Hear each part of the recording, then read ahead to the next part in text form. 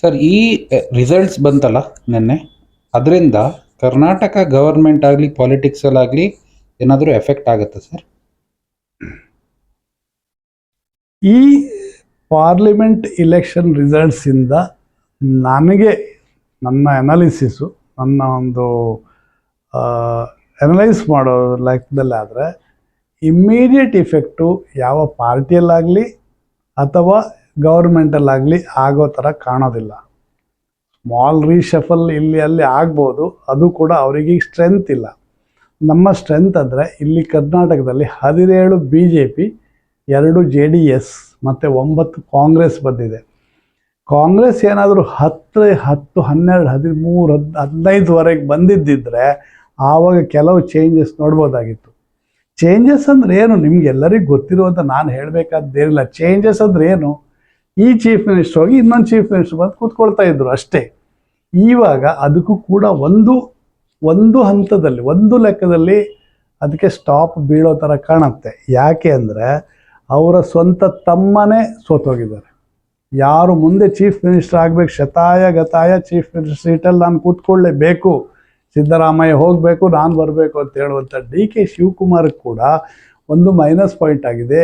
ಏನಂದರೆ ಅವರ ಸ್ವಕ್ಷೇತ್ರದಲ್ಲಿ ಸ್ವಂತ ತಮ್ಮನೇ ಡಾಕ್ಟರ್ ಮಂಜುನಾಥ್ ಎದುರು ಲಕ್ಷಗಟ್ಟಲೆ ಓಟಲ್ಲಿ ಸೋತಿದ್ದಾರೆ. This may be a minus point for Shivakumar to claim the chief minister's post. This may be a plus point to Siddaramaiah to continue in the chief minister's post. ಅವರಿಗೆ ಸೋತ್ ಹೋದರು ಅಂದ ತಕ್ಷಣ ಅಲ್ಲಿ ಬಿಡುವಂಥ ಪಾರ್ಟಿನೇ ಅಲ್ಲ ನಮ್ಮ ಶಿವಕುಮಾರ್. ನೀವು ನೋಡಿರ್ಬೋದು, ಈ ನಡುವೆ ನಮ್ಮ ಕೇರಳಕ್ಕೆ ಜಾಸ್ತಿ ಹೋಗಿ ಬರ್ತಾ ಇದ್ದಾರೆ. ಐ ಥಿಂಕ್ ಒಂದು 3 ದಿವಸದ ಹಿಂದೆ ಕೂಡ ನಮ್ಮ DK ಶಿವಕುಮಾರ್ ಕೇರಳಕ್ಕೆ ಹೋಗಿ ಬಂದರು. ಯಾಕಂತ ಏನಾದರೂ ಆಲೋಚನೆ ಮಾಡ್ಬೋದಾ? ಯಾಕೆ ಸರ್, ಯಾಕೆ ಹೋಗ್ತಾ ಇದ್ದಾರಲ್ಲಿ? ನೋಡಿ, ತಿಳ್ಕೊಳ್ಳಿ, ರಾಹುಲ್ ಗಾಂಧಿ 2 ಕಡೆ ವಿನ್ ಆಗಿದ್ದಾರೆ. ರಾಹುಲ್ ಗಾಂಧಿ ಅಮೇಠಿಯಲ್ಲೂ ವಿನ್ ಆಗಿದ್ದಾರೆ, ಹಾಗೂ ನಿಮ್ಮ ವಯನಾಡ್ನಲ್ಲೂ ವಿನ್ ಆಗಿದ್ದಾರೆ.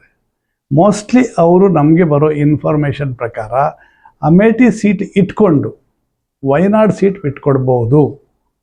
ಯಾವಾಗ ಅವರು ವಯನಾಡ್ ಸೀಟ್ ಬಿಟ್ಕೊಟ್ರೆ ಆ ಸೀಟಲ್ಲಿ DK ಸುರೇಶ್ ಅವರನ್ನು ಕಂಟೆಸ್ಟ್ ಮಾಡಿಸೋ, ಕಾಂಗ್ರೆಸ್ಸಿಂದ ಮಾಡಿಸೋ ಐಡಿಯಾ ಇಟ್ಕೊಂಡು DK ಶಿವಕುಮಾರು ಆಗಾಗ ಕೇರಳಕ್ಕೆ ಹೋಗಿ ಕೇರಳ ಪಾರ್ಟಿ ಫಂಕ್ಷನರಿ ಜೊತೆಗೆ ಡಿಸ್ಕಷನ್ ಮಾಡ್ಕೊಂಡು ಬರ್ತಾರೆ. ಇದನ್ನು ನೀವು ಅಬ್ಸರ್ವ್ ಮಾಡಿರಬೇಕು. In that case by chance ಇದು ನಿಜ ಆದರೆ, ಇದು ನಮ್ಮ ಊಹೆ ಅಲ್ಲ, ನಮಗೆ ಸಿಗ್ತಾ ಇರೋ ಇನ್ಫಾರ್ಮೇಷನ್ಗಳು, ಬೈ ಚಾನ್ಸ್ ಇದೇನು ನಿಜ ಆದರೆ ಚೀಫ್ ಮಿನಿಸ್ಟರ್ ತೆಗೆದು ಹೊಸ ಚೀಫ್ ಮಿನಿಸ್ಟರ್ ಮಾಡೋ process it self may be deferred, ಮುಂದಕ್ಕೆ ಹೋಗ್ಬೋದು, ಅಟ್ಲೀಸ್ಟ್ 1 ವರ್ಷ ಮುಂದಕ್ಕೆ ಹೋಗ್ಬೋದು. ಯಾಕಂದರೆ ಅಲ್ಲಿ ರಿಸೈನ್ ಮಾಡಿ ಇಲೆಕ್ಷನ್ ಆಗಲಿಕ್ಕೆ, ರಿಸಲ್ಟ್ ಬರಲಿಕ್ಕೆ ಏನಿಲ್ಲ ಅಂದರೂ ಒಂದು 5-6 ತಿಂಗಳಾಗಿ ಆಗುತ್ತೆ. ಅಲ್ಲಿವರೆಗೆ ಸಿದ್ದರಾಮಯ್ಯನೂ ಸೇಫು. ಈ ರಿಸಲ್ಟಿಂದ 17/2/9ರಿಂದ ಯಾವ ಎಫೆಕ್ಟು ಗೌರ್ಮೆಂಟ್ ಮೇಲೆ ಆಗೋದಿಲ್ಲ, ಹಾಗೂ ಕಾಂಗ್ರೆಸ್ ಪಾರ್ಟಿಯಲ್ಲಿ ಆಗಲಿಕ್ಕಿಲ್ಲ. BJPಯವರು ಸುಮ್ಮನೆ ಗಲಾಟೆ ಮಾಡ್ತಾ ಅವರು ಸರಿ ಇಲ್ಲ. ಕೆಲವು ಹಗರಣಗಳು ನಡೀತಾ ಇದೆ, ಅದನ್ನು ತಿಳ್ಕೊಳ್ಳಿ. ಕರ್ನಾಟಕದಲ್ಲಿ ವಾಲ್ಮೀಕಿ ದುಡ್ಡು ತಿಂದಿದ್ದು, ಅಲ್ಲಿ ನೇಹಾ ಸತ್ತೋದದ್ದು, ಇಲ್ಲಿ ಇವರು ಹೋದದ್ದು, ಕೊಲೆಗಳು, ಹುಡುಗಿರ್ ಕೊಲೆಗಳು, ಆ್ಯಸಿಡ್ ಬಿಸಾಕೋದು, ಇದೆಲ್ಲ ನಡೀತಾ ಇದೆ. ಇದರಿಂದ ಗೌರ್ಮೆಂಟಿಗೆ ಏನೋ ತೊಂದರೆ ಆದರೂ ಆಗ್ಬೋದು. DK ಶಿವಕುಮಾರಿಂದ ಸದ್ಯಕ್ಕೆ ಏನೂ ತೊಂದರೆ ಆಗಲಿಕ್ಕಿಲ್ಲ. ಪ್ಲಸ್ ಗ್ಯಾರಂಟಿಗಳು ಮುಂದೆ ವರ್ಷಲಿಕ್ಕೆ ಸ್ವಲ್ಪ ಕಷ್ಟ ಆಗಬಹುದು. ಯಾಕಂದರೆ ಹ್ಯೂಜ್ ಮನಿ ಬೇಕು. Almost 40 to 45% of the total budgetary allocation free ಬೀಸಿಗೆ ಹೋಗೋದ್ರಿಂದ ಅಲ್ಲಿ ಡೆವಲಪ್ಮೆಂಟಲ್ ಆ್ಯಕ್ಟಿವಿಟೀಸ್ ಸ್ವಲ್ಪ ಸ್ಟಾಲ್ ಆಗಿ ಕಾಂಗ್ರೆಸ್ MLAಸೇ ಗೌರ್ಮೆಂಟಿಗೆ ಎಗೇನ್ಸ್ಟ್ ನಿಂತರೂ ಇಲ್ಬೋದು. ಈ ಪಾಸಿಬಿಲಿಟಿ ತಗಲಾಕ್ಲಿಕ್ಕೆ ಆಗೋದಿಲ್ಲ. ಬಟ್ ಚೀಫ್ ಮಿನಿಸ್ಟರ್ಸ್ ಚೇಂಜ್ ಆಗಲಿ, CM ಆಗೋದಾಗಲಿ, ಸದ್ಯಕ್ಕೆ ನನಗೆ ನಮ್ಮ ಚಾನಲ್ ನಾವು ಡಿಸ್ಕಸ್ ಮಾಡಿ ಬಂದ ಅಭಿಪ್ರಾಯದ ಪ್ರಕಾರ ಸದ್ಯಕ್ಕೆ ಆ ಚೇಂಜಸ್ ಅಟ್ಲೀಸ್ಟ್ 1 ವರ್ಷ, ಮುಂದಿನ 1 ವರ್ಷ ನಡೀಲಿಕ್ಕಿಲ್ಲ. ಇದು ನಮ್ಮ ವಿಶ್ಲೇಷಣೆ.